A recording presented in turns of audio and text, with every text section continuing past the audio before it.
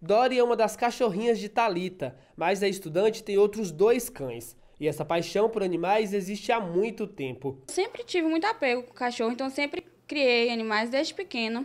Em casa, eles são tratados como um membro da família, recebem cuidados, atenção e um deles até dorme com Thalita. Eles vivem com a gente assim, passam o dia com a gente dentro de casa.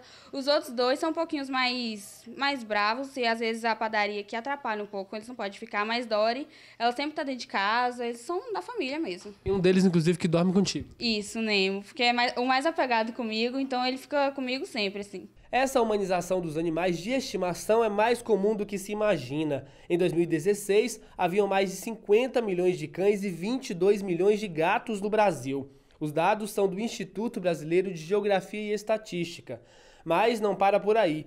O mercado pet é um dos que mais crescem no país. Só no ano passado, o faturamento no setor ultrapassou os 19 bilhões de reais. É todo um processo que, na verdade, tem que ter início, meio e fim, que vai desde o banho até a questão da roupinha, de uma caminha que você tem para o seu pet. E não para por aí. Com toda essa variedade de produtos voltados para os bichinhos, os donos estão cada vez mais exigentes. Questão de oferecer realmente saúde, oferecer bem-estar, tudo isso envolve desde a questão da higienização do animal até realmente a questão de controle de endoparasitas, de ectoparasitas, que é a questão de vermífugo, de remédios para carrapatos, pulgas, porque hoje essa relação é muito estreita.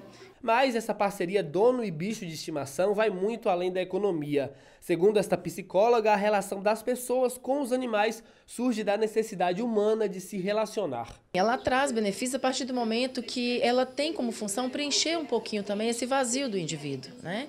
É lógico que, por exemplo, se a gente pensar em algumas questões específicas, uma pessoa idosa, por exemplo, que está sozinha, seus filhos se casaram, se mudaram, né, cresceram e foram embora de casa e ela se sente muito só. Então, muitas vezes, um gato, um cachorrinho vai fazer essa função de fazer com que essa pessoa se sinta não tão sozinha. Apesar dos benefícios desse contato, é importante que haja equilíbrio, como em toda relação. Sempre o equilíbrio é necessário, né? Em tudo na vida é fundamental. Então, se a gente pensar que a gente tem hoje, do ponto de vista do cotidiano, a gente tem alguns transtornos que surgem a partir dessa relação excessiva.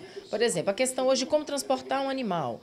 Tem pessoas que se negam a viajar ao lado de um cachorrinho, de um gato, né?